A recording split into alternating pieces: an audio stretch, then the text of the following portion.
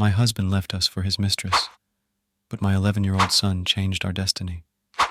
I remember the day it all fell apart as though it were yesterday. My name is Sarah Evans, and I used to believe my life was picture perfect. I lived in a cozy townhouse on Elmwood Street in a small Massachusetts suburb. My husband, Derek, and I had been together for 12 years, raising our bright-eyed 11-year-old son, Ryan. Derek worked in real estate, and we had what I thought was a happy, if unremarkable, American life. But when Derek came home one evening looking pale and grim, everything changed. "Sarah," he said quietly, not even sitting down, "we need to talk." He stood in the doorway with his overnight bag, refusing to look me in the eye. My heart slammed against my chest.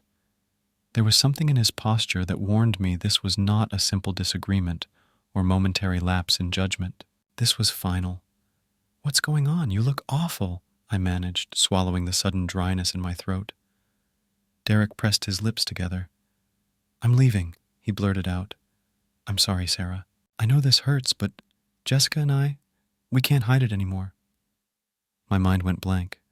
Jessica was a name I recognized well. She was a junior real estate agent in the same firm. Dark-haired, younger, and single. I had always shrugged off rumors of workplace flirtations as harmless. Apparently, I was wrong. "You're serious," I said dully. My arms felt numb. He nodded, stepping farther into the living room. "I never wanted things to go this way, but it happened. I fell in love with her. He paused, searching for words that wouldn't sting so much. "But what can you possibly say to make that news hurt any less?" "How could you?" I whispered. "We have a son, Derek. Did you even think about Ryan?" I forced myself not to cry, not to raise my voice.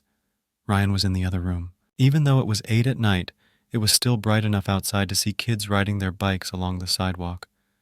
In that perfect suburban backdrop, my husband confessed he was leaving me, our family, our memories, our house, everything we had built. My entire life shattered in one moment. Derek sighed. "I'm sorry. I'll still support Ryan financially, of course." "Financially?" I echoed, bitterness lacing my voice. "That's all you have to say? You'll leave your child but give him money?" Just then, the door to Ryan's bedroom cracked open. Our son peeked out, confusion etched into his wide hazel eyes. I quickly stepped forward, though my legs were trembling. "Hey, buddy," Derek said softly, attempting a smile. But Ryan must have sensed the tension in the air. "Why do you have a suitcase?" Ryan asked. His voice tremored a bit, too. Derek cleared his throat. I have to go on a trip for work."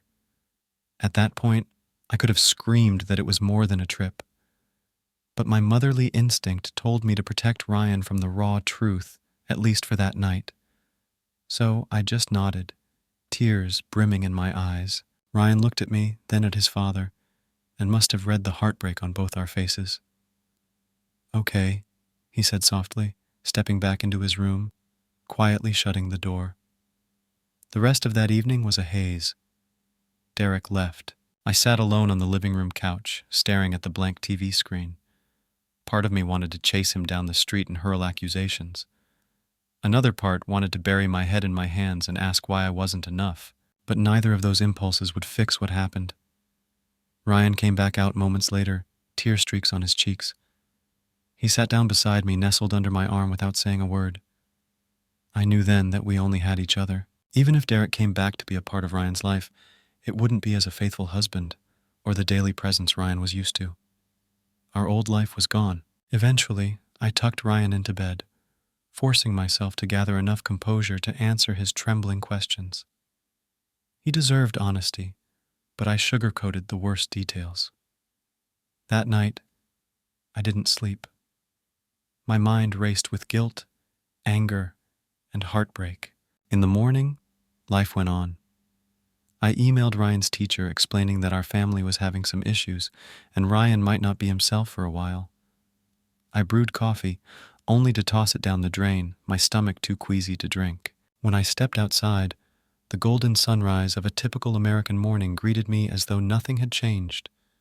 Yet, everything had. That was the beginning of the nightmare. a betrayal that would open the door to events neither Ryan nor I could have foreseen. 2 weeks after Derek's abrupt departure, I was still in the numb, automatic survival mode.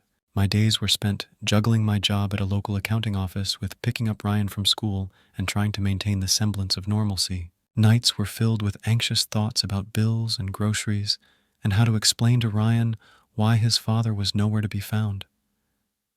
Ryan started complaining of headaches around that time. Initially, I thought it was the stress of the broken family. The tension in the house was palpable, and I figured his discomfort might be psychological. Sometimes, I would find him hunched over his desk trying to do homework, but shaking his head in pain. "Mom, it's hard to concentrate," he confessed one evening, eyes squeezed shut. "My head really hurts."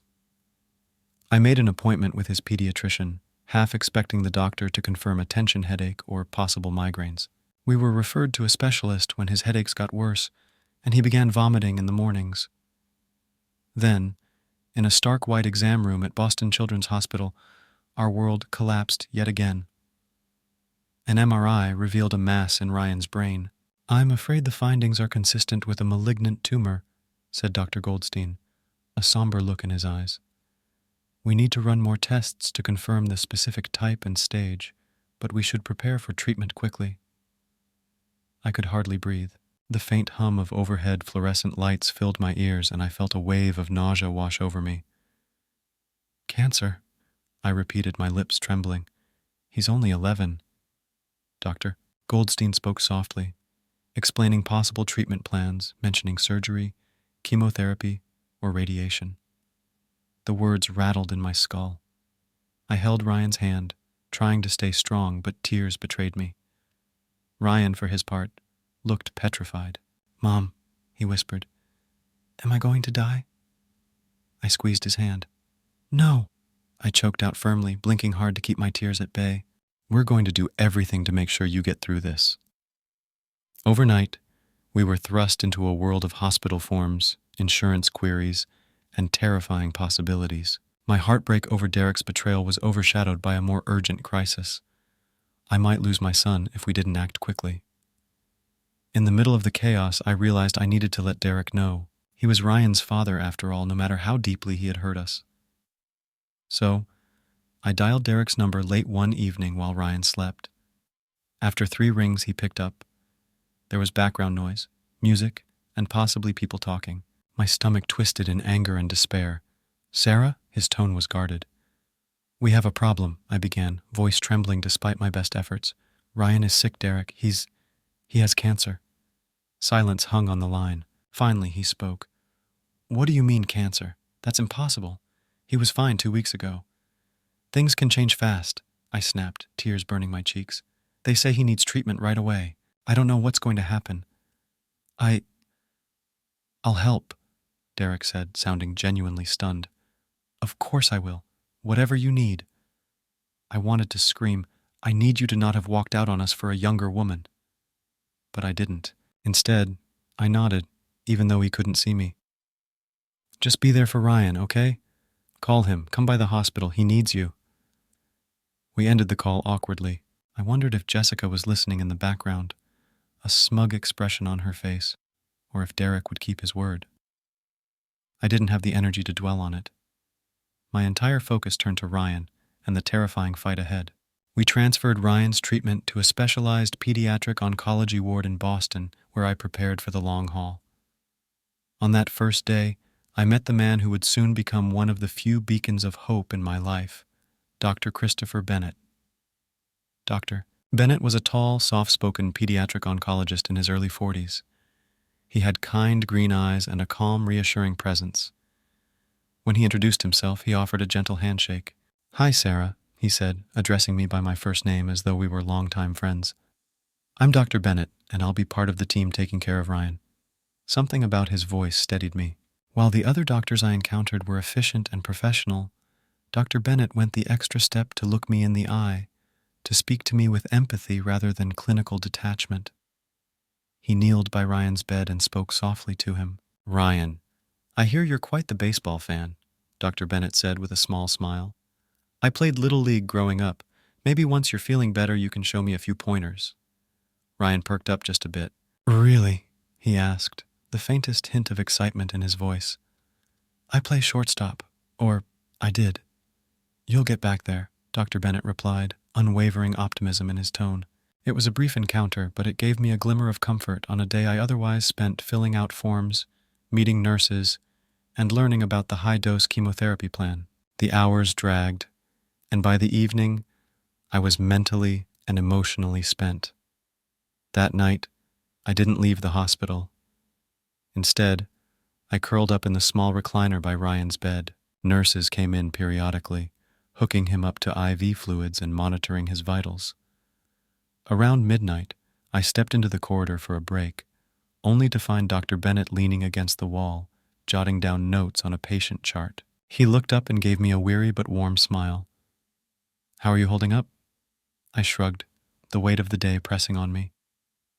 I'm okay, just everything feels like it's falling apart. He nodded, closing the chart. It's natural to feel overwhelmed, but we'll take this one step at a time. I appreciated that he didn't tell me to be strong or dismiss my fears with empty platitudes. There was something genuine in his kindness. We talked for a few more minutes, and in that short time, I felt the knot in my stomach loosen just a bit. It felt wrong in a way. Here I was, a recently betrayed wife, focusing on my critically ill child, and yet talking to Dr. Bennett gave me comfort. Over the following days, Dr. Bennett visited Ryan regularly. Sometimes he came just to say hi and run quick tests. Other times, he'd take extra moments to chat about baseball or Ryan's favorite video games, bridging that emotional gap that so many doctors never address. In turn, I found myself smiling when he'd walk into the room, grateful for his presence. I tried to ignore the flutter in my chest whenever he spoke to me, but it was impossible to deny I felt safer when he was around. One afternoon, Derek actually stopped by. He walked in with uncertain steps, wearing a crisp shirt and expensive loafers. Jessica lingered awkwardly by the door. Ryan, undergoing a round of chemo, was groggy but conscious. Derek approached the bed, his face riddled with guilt. Hey, buddy, Derek whispered. How are you feeling? Ryan looked at him with a mixture of hurt and longing. Tired, he mumbled. Where have you been? The words stung. Derek cast me a nervous glance, then bent down to press a kiss on Ryan's forehead. I'm sorry, he said. I promise I'll... Before he could finish, Ryan drifted back into a half-sleep. The medication was strong, and his little body needed rest. Jessica cleared her throat. I'll wait in the hallway. She gave a forced smile and left. I glared at Derek, wanting to unleash a barrage of complaints. But the presence of intravenous lines and hospital monitors reminded me that we had bigger concerns. Instead, I just turned away, hugging my arms to my chest. How can I help? Derek asked quietly, sensing the tension. Ryan needs emotional support and some normalcy, I whispered. This is not just a day trip. We're in for the long run. Derek nodded, looking around. I'll coordinate with you on the bills, schedule, anything. Let me know.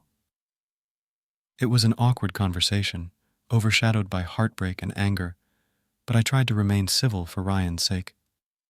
At one point, Dr. Bennett stepped in to check on Ryan. He noticed Derek immediately, but offered a polite smile and introduced himself. I'm Dr. Bennett, he said, shaking Derek's hand.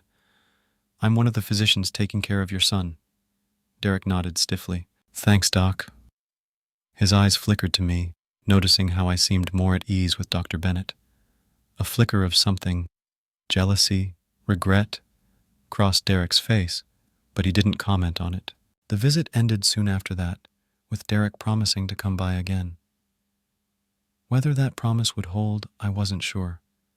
But as he left, I caught Dr. Bennett's eyes. He gave a reassuring nod, as if to say that no matter what turmoil existed in my personal life, I wasn't alone in caring for Ryan. Weeks passed in a blur of hospital rooms, cold cafeteria meals, and tense waiting. Ryan was responding to the initial course of treatment, but it was far too early to declare victory. Each day came with new tests and new anxieties. Yet, in the midst of it, a quiet closeness grew between me and Dr. Bennett.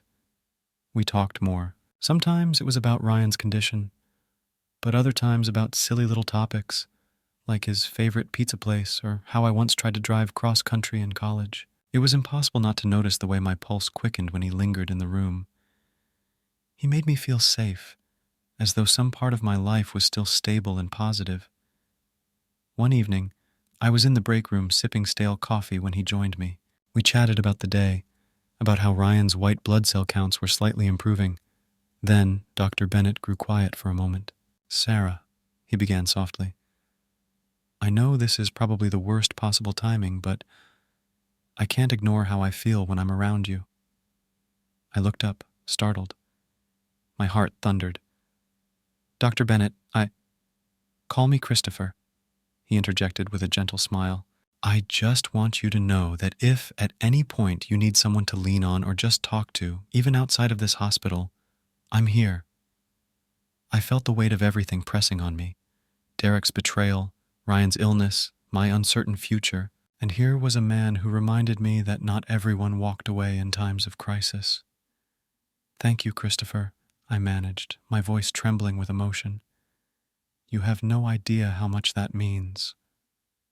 He nodded, compassion radiating from his eyes. We didn't say anything else, but my mind danced with conflicting emotions. I was grateful yet fearful. I was drawn to him, but guilt for even entertaining romantic thoughts in a hospital corridor soared through me. It didn't help that my husband had left me only a month ago. The conflict raged inside me.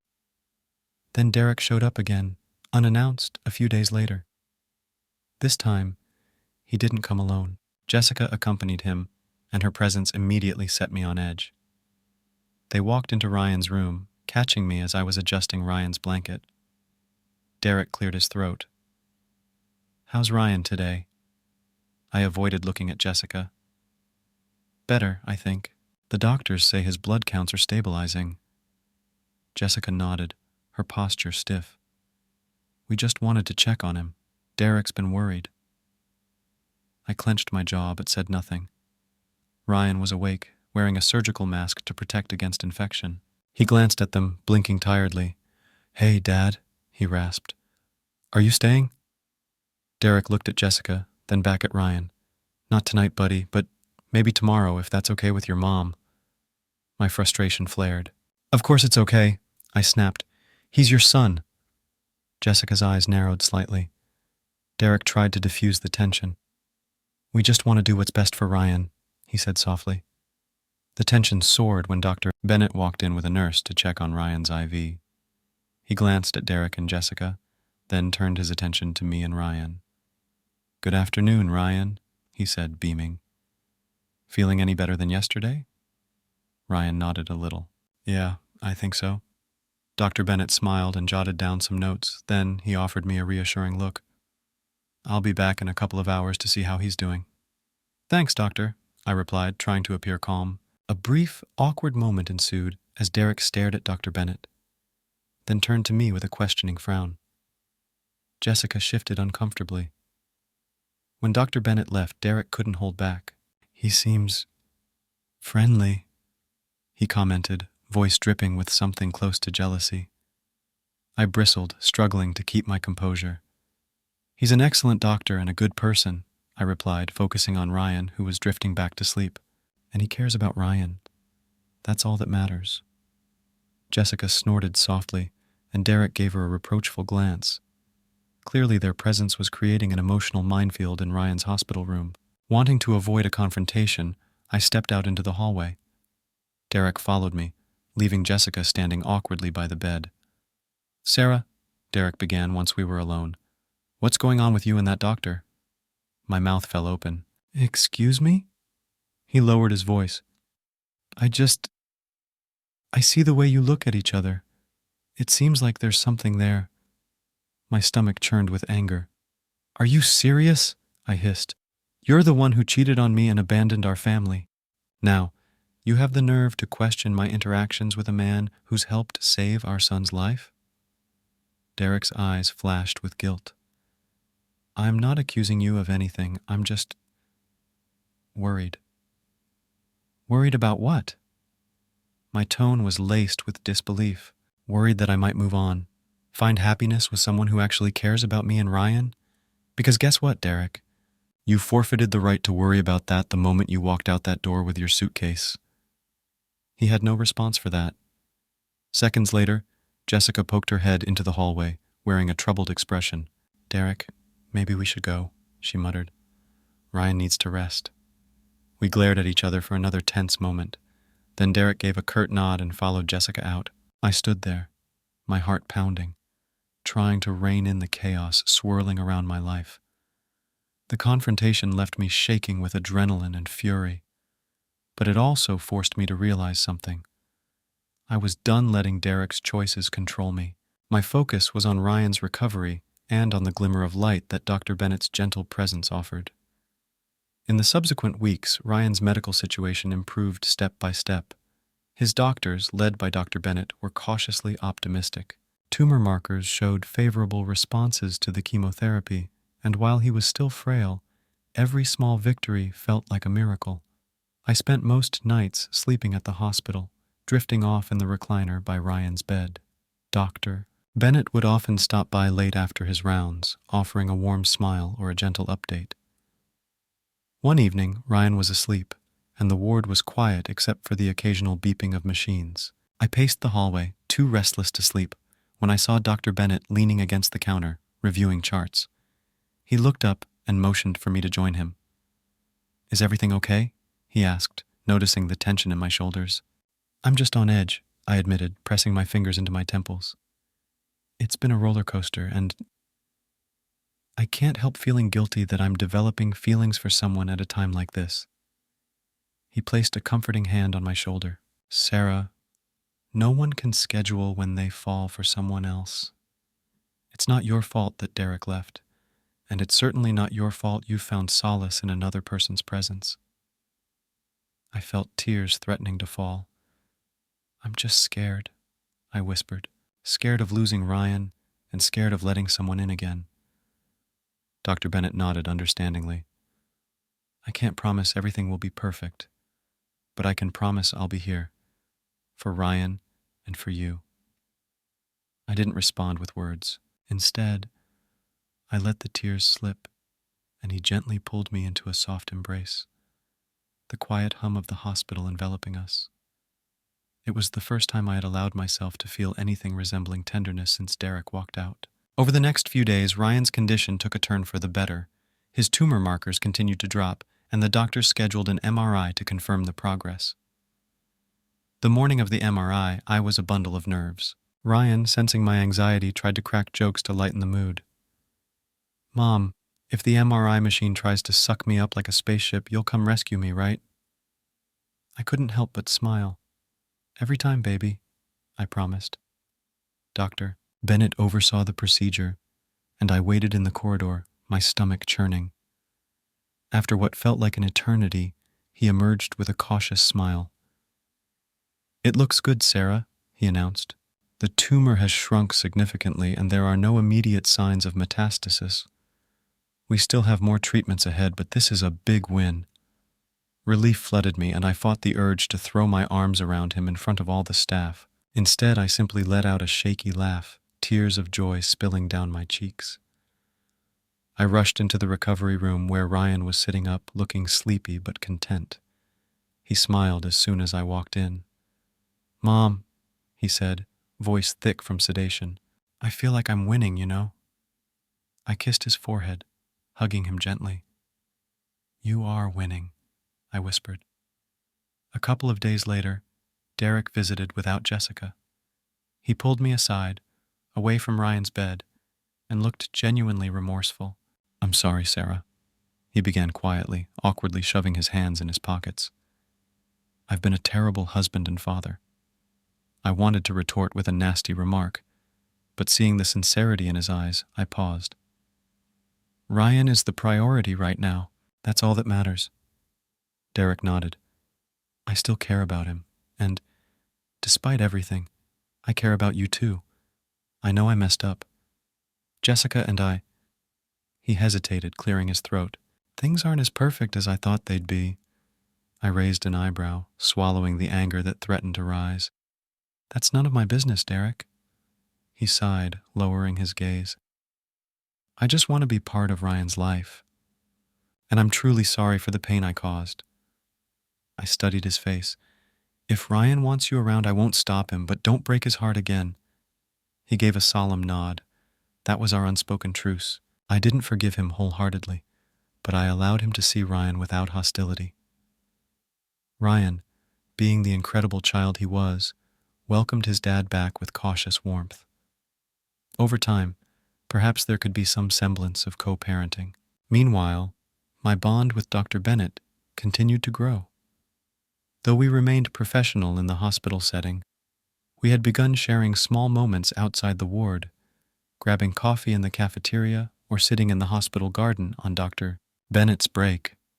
The more time I spent with him, the more I realized how deeply I admired not just his medical expertise, but his empathy. Soon, Ryan was stable enough for short weekend passes, allowing him to go home in between chemotherapy cycles. I was ecstatic to have him back, even if it was only for 2 days at a time. Our townhouse felt alive again with the sound of his voice, the playful banter we shared. The emptiness Derek had left was slowly being filled with hope. One Saturday afternoon, Ryan and I were sitting on the living room floor sorting through old family photos, an activity recommended by his therapist to help him cope. Suddenly, Ryan paused at a particular picture. It was from a 4th of July picnic 3 years ago. We were all there, Derek, me, and a much younger Ryan, smiling under fireworks. "Mom," Ryan said softly, "do you think Dad regrets leaving us?" The question caught me off guard. "I don't know," I admitted. "He says he's sorry and he wants to be part of your life. That's a start, I guess." Ryan nodded, placing the photo aside. He tugged the brim of his baseball cap lower over his bald head. "I'm going to be okay, right?" he asked. "Dr. Bennett said things look good." My chest tightened. Yes, you're going to be okay," I affirmed, tears threatening to form. "We've all been through something awful, but we're going to come out of it stronger." He gave me a small smile. "I like Dr. Bennett," he said bluntly. "He makes you happy, Mom, and I think that helps me feel better too." I bit my lip, unexpectedly moved. "I'm glad you see that, sweetheart." A few weeks after that, Ryan had another checkup. The scans were even more positive, indicating a continued reduction in the tumor. The oncology team was thrilled, scheduling a plan to gradually lessen the intensity of his chemotherapy, assuming the progress held steady. As Ryan's condition improved, he became more vocal about wanting me to embrace life again. One evening, as we watched TV in his hospital room, he turned to me, mischief dancing in his eyes. "Mom, you should ask Dr. Bennett on a real date," he declared with an air of innocence. I gasped, blushing. "Ryan, that's not how it works. And he's your doctor." Ryan shrugged. "So what? Maybe he's something else to you too." I stammered a reply, unsure how to respond to my son's newfound matchmaking tendencies. Yet, a part of me realized he was right. There was no point in denying that Dr. Bennett and I had developed a connection that stretched beyond patient-caregiver boundaries. Eventually, Dr. Bennett, Christopher, took the first official step.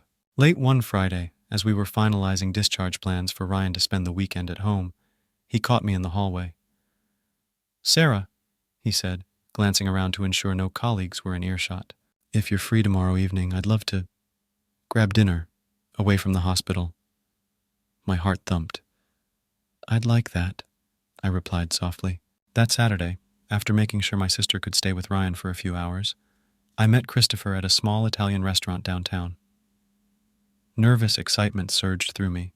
It felt surreal to be out, wearing a casual blue dress, meeting someone who actually made me feel valued. We talked for hours, about everything and nothing, his family in Maine, my love of painting landscapes, how we both ended up in Boston. By the end of the night, when he walked me to my car, my cheeks ached from smiling. I realized how starved I'd been for genuine companionship, for a spark of love. Ryan's final round of high-intensity chemotherapy concluded several weeks later. The hospital staff joined us in a small celebration, marking the end of that grueling stage. Derek even stopped by, offering a small present to Ryan, a brand new baseball glove, a gesture of trying to bridge the gap he had created. "It's so you're ready to play again once you're feeling 100%, Derek explained awkwardly. Ryan accepted the gift with a quiet, "Thank you." And for a moment, father and son shared a look that spoke of tentative hope for their future relationship. Jessica was nowhere to be seen, and Derek didn't mention her. Perhaps their fling had run its course, or perhaps it remained complicated. I didn't need to know the details. Despite everything that had happened, my focus remained on Ryan's steady improvement. Slowly, he regained some weight, color returned to his cheeks, and the doctors gave us encouraging updates each week. The day we learned that the tumor had diminished to a point of near remission was the day Ryan looked at me with shining eyes and said, "Mom, I'm ready to go home for good, and I want to see you happy." In that moment, I knew that we had turned a corner. Derek's betrayal, the months of hospital corridors, the fear of losing my only child, all of it led to a revelation that life could change in both devastating and miraculous ways. Christopher was there, a constant support. After the final MRI results came in, he caught me in the hallway and wrapped me in a spontaneous hug, ignoring any sideways glances from passing nurses. "You did it," I whispered, tears of relief and gratitude filling my eyes. "You saved my son." He shook his head humbly. "Ryan's a fighter. He saved himself in many ways. But if I played any small part, I'm glad." In the days that followed, Ryan gradually returned to the world outside the hospital. I cut back my hours at the accounting office to focus on his recovery, and Dr. Bennett remained a close presence in both our lives. We started going to the park together, letting Ryan amble around in the sunshine, reacquainting himself with simple pleasures. Each step felt like a victory. One bright Saturday, Christopher and I sat on a park bench while Ryan tried tossing a baseball around with a neighborhood friend. He was still weak, but the determination in his eyes brought a lump to my throat. Christopher reached for my hand, lacing his fingers through mine. "You know," he said gently, "I never imagined I'd meet someone like you here, under these circumstances." I nodded, swallowing the surge of emotion. "Me neither," I admitted softly, "but I'm glad I did." We fell into a comfortable silence, just watching Ryan enjoy the ordinary act of playing catch. My heart swelled with a sense of hope and gratitude I hadn't felt in a long time. My son was alive and healing. I had found a caring partner who stood by me when life was at its darkest. Even Derek's role, uncertain as it was, no longer weighed on me the way it once did. Ryan had forgiven him enough to move forward, and that was all I needed to support. In that serene moment, the sun warming our faces, I realized how drastically my life had changed in a few short months. The betrayal that shattered me had led to a new chapter of growth, resilience, and unexpected love. It wasn't a fairy tale. I still had to navigate co-parenting with Derek, the lingering trauma of Ryan's illness, and my own fears about letting myself be loved again. Yet, the foundation I stood on now was far more authentic than the illusions I'd once clung to. My son was my world, and my happiness mattered to him. Dr. Bennett gave me a second chance at companionship that felt real. Even Derek's regret signaled the possibility of forging a respectful, if distant, relationship for Ryan's sake. I took a deep breath, letting the sweet air fill my lungs. A few yards away, Ryan launched the baseball high, and his friend scrambled to catch it, their laughter echoing in the crisp afternoon. My gaze shifted to Christopher, who looked at me with a gentle smile, as if to say, "We made it this far. We can keep going," and so we did.